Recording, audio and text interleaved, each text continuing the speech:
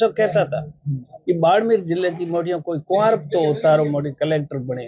तो आज उन्होंने हमारा जो सपना था, हमारी जो कल्पना थी, उसको साकार किया है। ये पहली बार कि बाड़मेर जैसे जिले में बालोतरा को अलग करने के बावजूद भी दो दो व्यक्ति अगर आईएएस में चयन होते हैं तो मेरे समाज का सर एकदम ऊंचा हो गया। उन्होंने हमारे को गौरवान्वित किया है। देखिए, मेरे सबसे अजीज और प्रिय मित्र doctor BL Masuria, PMO Barmer के सुपुत्र, जो मैंने उसको कई बार अपनी गोद में खिलाया था, वही बच्चा आज भारतीय प्रशासनिक सेवा में चयन होकर के पहला आईएएस मेघवाल समाज का बना है। उसके साथ मुझे एक और भी खुशी है कि एक सामान्य जो मेरे सेवकाई जो हमीरा राम एक सामान्य मजदूर है, उसका बेटा चंद्र नाम है उसका, मैं थोड़ा भूल गया हूँ, तो वो भी लोकेंद्र कुमार उसका हुआ है।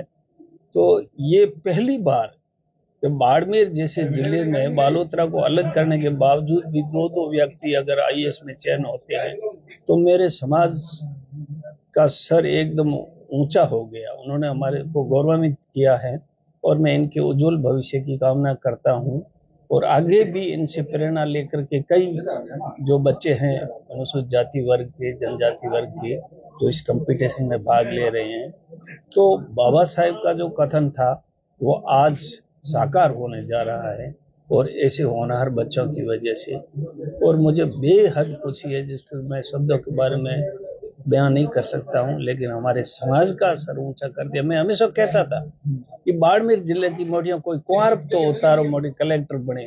तो आज उन्होंने हमारा जो सपना था, हमारी जो कल्पना थी, उसको साकार किया है।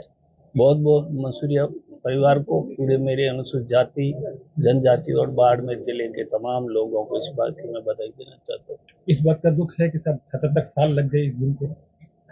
देखिए, दुख तो ऐसा है कि दुख जैसे क्रमवाइज जो परिस्थितियां थी उसमें हमारा जो वर्ग था, जो किस हालातों में था, तो वो अब उठ करके इस लाइन में आया है। उनको अवसर नहीं मिला। ये बच्चे थे तो शुरू में, अब जैसे मैं मेरा ही कहूँ कि डॉक्टर साहब ने शुरू में जो सेंट पॉल स्कूल में डाले बच्चे, लेकिन मैं नहीं डाल पाया। मेरे बच्चे हालांकि डीयूसी किया है, सब कुछ करने के बावजूद भी जिसकी फाउंडेशन कमजोर होती है वो बच्चा बड़ी कंपटीशन में नहीं टिक सकता।